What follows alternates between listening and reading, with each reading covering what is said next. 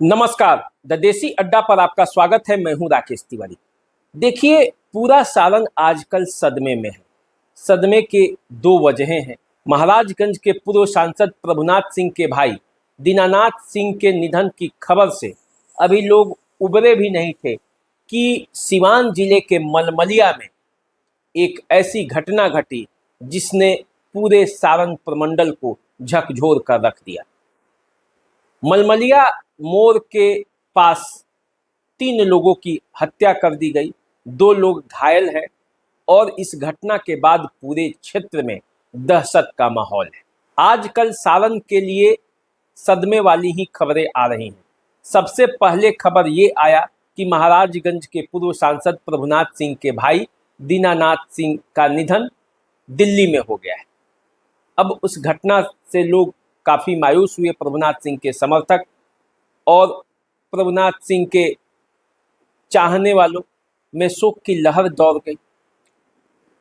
दीनानाथ सिंह को प्रभुनाथ सिंह के पास फिर हजारीबाग लाया गया जेल में, चूंकि वो बंद थे, दीनानाथ सिंह भी और प्रभुनाथ सिंह भी।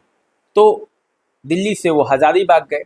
हजारीबाग से कल उन्हें मसरख आवास पर लाने के लिए हजारीबाग से प्रभुनाथ सिंह उनको लेकर चले। मसरख आने के बाद आज सुबह 6 बजे उनका पार्थिव शरीर मसरख आवास पर उनके चाहने वाले शुभचिंतकों और समर्थकों के दर्शन के लिए रखा गया। लोगों की भीड़ उमड़ पड़ी। मसरख पहुंचने वाले लोगों की संख्या बढ़ने लगी और लोग पहुंचकर वहां पे दीनानाथ सिंह को श्रद्धांजलि दे रहे थे। प्रभुनाथ सिंह फक कर रोने लगे उस समय जब वो अंतिम बार अपने भाई को फूलों से उनको श्रद्धांजलि दे रहे थे, उनको अंतिम विदाई दे रहे थे, अंतिम प्रणाम कर रहे थे। बड़े भाई के लिए अपने छोटे भाई को कंधा देना, उनके अर्थी को, ये सबसे बड़ा एक दुख होता है और प्रभुनाथ सिंह ने आज यह दुख उठाया है। प्रभुनाथ सिंह के समर्थक, उनके चाहने वाले, उनके आने के बाद, उनके भाई के पार्थिव शरीर को आने के बाद जुट गए मसरख आवास पर और अब पूरा जो है शव यात्रा वो डोरीगंज के लिए निकल चुकी है। डोरीगंज पहुंचकर वहां उन्हें मुखाग्नि दिया जाएगा। इस अवसर पर प्रभुनाथ सिंह का पूरा परिवार जुटा था। प्रभुनाथ सिंह के रिश्तेदार जुटे थे और उनके समर्थक और शुभचिंतक जुटे हुए थे उनके आवास पर और अब यात्रा निकल चुकी है और डोरीगंज पहुंचकर ये पूरा कार्यक्रम अंतिम संस्कार का वो संपादित होगा। अब देखिए, प्रभुनाथ सिंह के समर्थक पहुंच रहे हैं डोरीगंज और वहां पे उन्हें अंतिम विदाई देंगे, अंतिम यात्रा में शरीक होंगे। इधर बीती रात शाम को 6 बजे घटना के बाद मलमलिया मोड़ का माहौल जो है वो चर्चाओं से गर्म है। लोगों में दहशत है। कल शाम को मलमलिया मोड़ के पास कौरिया बैस टोली जो गांव है उसके 3 लोगों की हत्या तलवार से कर दी गई। तलवार से काट कर दी गई। 2 लोग घायल हो गए जिन्हें अंततः सिवान रेफर किया गया इलाज के लिए। बसंतपुर में प्राथमिक इलाज के बाद वो खतरे से बाहर हैं, लेकिन 3 लोगों की हत्या कर दी गई। उसी समय वो स्वर्ग सिधार गए। अब इस घटना के बाद मलमलिया मोड़ और उसके आसपास के गांवों में तरह तरह की चर्चाएं हो रही हैं। घटना क्यों घटी, घटना के पीछे का कारण क्या है, क्यों इस तरह की घटना है और प्रशासन उस समय क्या कर रहा था। रात भर इन इलाकों में माहौल शांत नहीं था। लोग डरे हुए हैं, लोग सहमे हुए हैं, लोग तरह तरह की चर्चाएं कर रहे हैं। देखिए, पूरा मामला पुरानी रंजिश का है। बताया जाता है कि पुरानी रंजिश जो काफ़ी लंबे समय से चल रही थी वहाँ पे कौरिया बैस टोली के अखिलेश सिंह मुखिया, वहाँ के पूर्व मुखिया हैं, उनके परिवार से लेकर और उनके भाई पटीदार से लेकर और एक चिमनी मालिक हैं शत्रुघ्न सिंह, इनके बीच पहले भी इस तरह के मामले हुए हैं, पुराने रंजिश हैं, लेकिन उसमें नई तरह की बातें आई। भगवानपुर थाने में दोनों पक्ष के लोग एक दूसरे के खिलाफ सनहा दिए हुए थे, एक दूसरे के खिलाफ प्राथमिकी दर्ज करने की बातें कही गई हैं। प्राथमिकी दर्ज नहीं हुआ, पुलिस ने इस मामले पर ध्यान नहीं दिया और मामला बढ़ते बढ़ते इतना बढ़ा कि आरोप है कि एक पक्ष के लोग जो अखिलेश सिंह के बेटे हैं, रोहित सिंह, कन्हैया सिंह और मुन्ना सिंह, इन 3 लोगों की हत्या कर दी। अब हत्या के बाद पूरा माहौल जो है वो सनसनी वाला हो गया, चारों तरफ माहौल गर्म है और इसे कई एंगल से देखा जा रहा है। कोई इसे शराब से जोड़कर देख रहा है, शराब के धंधा से, कोई इसे मुखिया के चुनाव से जोड़कर देख रहा है, कोई इसे जातीय एंगल देने का प्रयास कर रहा है। अंततः ये मामला क्या है, ये सब स्थानीय लोग जानते हैं। 2 गुटों के बीच, 2 लोगों के बीच वर्चस्व की लड़ाई है और उस लड़ाई में ये पूरा मामला हो गया है। अब इसे आप जाति का रंग दें, इसे प्रशासनिक विफलता कहें या इसे राजनीति का घालमेल कहें, जो आप नाम दे, मलमलिया की ये घटना लोगों को झकझोर दिया है। आप यदि मलमलिया के आसपास का माहौल जानेंगे तो आप जानते हैं कि ये पूरा इलाका जो है वो कभी सत्यदेव प्रसाद सिंह का गांव चूंकि पास में है, तो सत्यदेव प्रसाद सिंह का इलाका मानकर आप चलिए। वो लगातार यहाँ से चुनाव लड़ते रहे हैं जब बसंतपुर विधानसभा क्षेत्र था, और तब सत्यदेव प्रसाद सिंह के समुदाय के राजपूत जाति के लोग भी, और जिन पर आरोप लगा है भूमिहार जाति के हैं, वो दोनों समुदाय एक साथ एकजुट होकर सत्यदेव सिंह के साथ खड़े रहता था।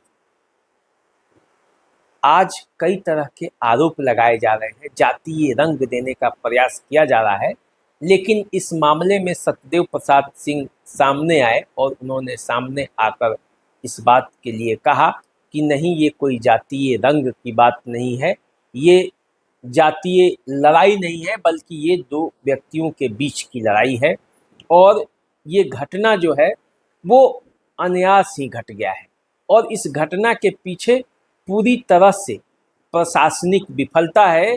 यदि पुलिस समय पर ध्यान दी होती तो इस तरह का घटना नहीं घटता और इसके लिए उन्होंने भगवानपुर थाने को पूरी तरह से जिम्मेवार ठहरा दिया। अब घटना के बाद क्या हुआ, जैसे कि होता है, पुलिस पहुंची, डीआईजी पहुंचे, एसपी पहुंचे, थाना प्रभारी को निलंबित कर देने की भी बातें कही जा रही हैं। लेकिन इससे होगा क्या? जिन्होंने अपने बच्चे खोए, क्या उनको अपना बच्चा वापस मिल पाएगा? नहीं मिलेगा। चुनाव के पहले इस तरह की घटनाएं होना और पुरानी रंजिश को फिर नए सिरे से जिंदा करना, इसके पीछे कौन है, इसके पीछे के कौन कारण है, ये अभी आना बाकी है। प्राथमिकी भी इस मामले में दर्ज होगी। अभी प्राथमिकी की कॉपी हमारे पास नहीं आई है, जैसे आएगी तो और बातों का भी खुलासा होगा। लेकिन जितना बात खुलकर सामने आ रहा है उसमें ये माना जा रहा है कि पूर्व मुखिया अखिलेश प्रसाद सिंह और जिन पर इस घटना को करने का आरोप लगा है, उनके बीच आज से पहले भी 5-7 साल 8 साल पहले भी इसी तरह की एक लड़ाई हो चुकी है और अब उसी लड़ाई को नए रूप से अब अंजाम दिया गया है। अब इस घटना के बाद आसपास के लोग हतप्रद हैं। कौरिया बैसे टोली के 3 लोगों की हत्या हुई है और उस हत्या के बाद अगल बगल के गांवों में भी लोग हतप्रद हैं। कैसे इस तरह की घटना हो गई? उस पूरे इलाके में जातीय इस तरह का कोई द्वंद्व की बात भी नहीं है। जिन जिन जातियों में लड़ाई, मतलब जिस जाति पर आरोप लगा है, भूमिहार जाति पर, और जिसका हत्या हुआ है राजपूत जाति, उनके बीच तो उस इलाके में बहुत प्रेम है। कोई वैसी लड़ाई नहीं है उस इलाके में कि जातीय रंग इसे दिया जाना चाहिए। हालांकि नेता इसके लिए प्रयासरत है कि इसे जातीय एंगल में बांध दिया जाए, लेकिन जो मेरी जानकारी है और मैंने जो सूचनाएं प्राप्त की हैं उसमें जातीय रंग की कोई बात नहीं है। परिस्थिति वश और आपसी वर्चस्व और पुरानी रंजिश ये कारण है, और इसी कारण ये इस तरह की घटना हो गई। और पुलिस की भूमिका जो है इस पर सवाल के घेरे में है। आम जनता से लेकर नेता तक भगवानपुर थाने को इस मामले में कटघरे में खड़े कर रहे हैं और उसकी लापरवाही इसमें उजागर हो रही है। इस पर वो लोग सवाल उठा रहे हैं कि एक दिन पहले जब इस तरह की जानकारी, लिखित जानकारी जब जिनकी हत्या हुई है उन्होंने दी है, तो फिर उस पर कार्रवाई क्यों नहीं हुई। और इसी को लेकर पूरा माहौल उधर का गर्म है। देखिए क्या होता है।